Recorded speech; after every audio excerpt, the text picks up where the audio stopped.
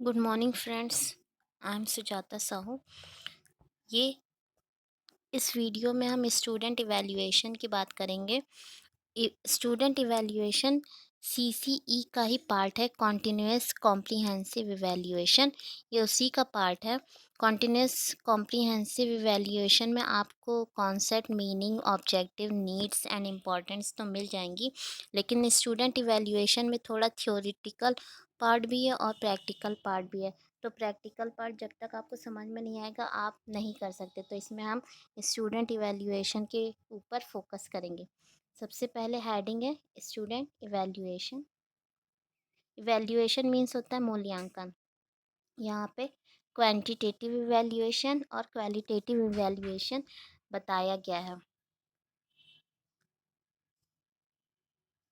Quantitative evaluation में क्या होता है कि आप जब किसी भी स्टूडेंट या फिर किसी भी चीज़, कोई भी डाटा का मूल्यांकन करते हो तो उसे नंबर में प्रेजेंट करते हो, जबकि क्वालिटेटिव इवैल्यूएशन में हम क्या करते हैं, नंबर से प्रेजेंट नहीं करते। या तो हम उसे ग्रेड देंगे और या तो उसे शो करेंगे अल्फ़ाबेटिकल वाइज़, यानी हम किसी के गुण का मूल्यांकन नहीं कर सकते। जैसे मान लीजिए कोई पंक्चुअल है, किसी की हैंडराइटिंग अच्छी है, किसी का कैरेक्टर अच्छा है, किसी का कह सकते हैं नेचर अच्छा है, तो वो क्वालिटेटिव इवैल्यूएशन में आ जाएगा।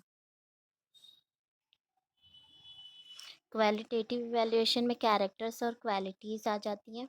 यहाँ पे difference between qualitative and quantitative evaluation है, ये आपको बुक में भी मिल जाएगा, चाहे तो आप नेट से सर्च कर सकते हैं। यहाँ पे दिया गया है। उसके बाद है इम्पोर्टेंस ऑफ क्वांटिटेटिव इवैल्यूएशन, ये भी आपको बुक से मिल जाएगा। इम्पोर्टेंस ऑफ क्वालिटेटिव इवैल्यूएशन, ये आप नेट से सर्च कर सकते हैं या फिर बुक से। यहाँ से हमारा मेन टॉपिक स्टार्ट होता है, जो कि प्रैक्टिकल पार्ट है और थोड़ा सा ट्रिकी है। वो देखने में लगता है कि टफ़ है, बट एक्चुअली में टफ़ नहीं है अगर आप समझ पाए तो। सबसे पहले हम हेडिंग डालेंगे क्वांटिटेटिव इवैल्यूएशन की। अब यहाँ देखिए, फर्स्ट असेसमेंट, यानी जो भी आप इंटर्नशिप कर रहे हैं उसमें आपने जब पहला टेस्ट लिया होगा बच्चों का। मैंने यहाँ पे 6 क्लास का टेस्ट लिया था, सब्जेक्ट था साइंस और मार्क्स थे टोटल 20 और पीरियड था, फोर्थ पीरियड में मैंने लिया था, ड्यूरेशन 40 मिनट्स था।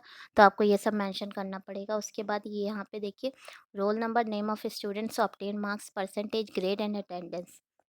रोल नंबर में आपको, या तो आप रोल नंबर अगर आपको दिया गया तो आप रोल नंबर मेंशन करिए या फिर सीरियल नंबर मेंशन करिए। मैंने यहाँ पे सीरियल नंबर लिया है। उसके बाद नेम ऑफ स्टूडेंट लिए हैं, ये 6 क्लास के स्टूडेंट्स के नेम है, मंतशा, ताइबा, साधना, नागेंद्र, प्रशांत एक्सेट्रा।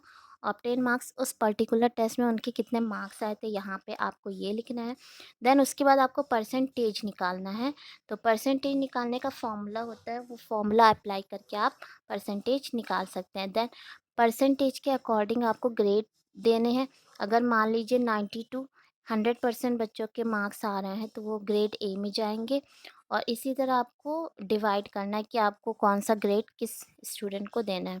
उसके बाद अटेंडेंस है, ये अटेंडेंस पर्टिकुलर 1 मंथ की नहीं है। ये अटेंडेंस जब से हम लोग की इंटर्नशिप स्टार्ट हुई थी और जिस दिन मैंने टेस्ट लिया था वहाँ से वहाँ तक की है, यानी जिस दिन से स्टार्ट हुई थी इंटर्नशिप 18 दिसंबर से, जब मैंने टेस्ट लिया था 8 फरवरी को, तो वहाँ तक की ये टोटल अटेंडेंस है। यानी उतने दिन 25 दिन स्कूल खुले थे और उस 25 दिन में ये स्टूडेंट 23 दिन आई थी।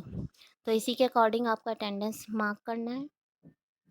यहाँ देखिए रेड पेन से कुछ मेंशन है, शिवम रावत एंड नसरीन, इनके 5 मार्क्स आए थे, जो कि बहुत कम है। आई थिंक ये फेल कैटेगरी में आते हैं, तो इसीलिए इनको रेड पेन से शो किया गया है, हाईलाइट किया गया, ताकि पता चल जाए कि ये दो बच्चे स्टूडेंट फेल है। उसके बाद इनके परसेंटेज थे 25% और ग्रेड इनको डी मिला था। और वहीं यहाँ पे सनी एंड शिवम है जो कि एब्सेंट थे, इसलिए मैंने रेड पेन से एब्सेंट मार्क किया है।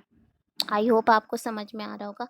उसके बाद समरी रिपोर्ट थी, यानी कितने स्टूडेंट यहाँ पे पास हैं, यही आपको मेंशन करना है यहाँ पे समरी रिपोर्ट में। इससे क्लियरली पता चल जाता है कि कौन कितने स्टूडेंट पास है, कितने स्टूडेंट फेल और कितने स्टूडेंट एब्सेंट है और टोटल स्टूडेंट कितने हैं। ठीक, तो ये आप मेंशन करेंगे। उसके बाद ग्रेड्स हमने दिए हैं, यानी अगर 0 से 5 मार्क्स आ रहे हैं तो उस बच्चे को हम डी ग्रेड देंगे। देन 6 से 10 मार्क्स आ रहे हैं तो उस बच्चे को हम सी ग्रेड देंगे। देन 11 टू 15 को बी एंड 16 टू 20 को ए ग्रेड देंगे। तो यहाँ पे ग्रेड डिस्ट्रीब्यूशन है, you can see. Then qualitative evaluation जैसे कि मैंने आपको बताया था कि हम इसमें क्वालिटीज़ का इवैल्यूएशन करते हैं, किसी की क्वालिटीज़ का, कैरेक्टर्स का मूल्यांकन करते हैं। हेडिंग इसलिए मैंने अलग से लिखी है ताकि वो हाईलाइट हो, और ये प्रेजेंटेशन का तरीका होता है कि आपकी फ़ाइल कितनी दूसरों से अलग है।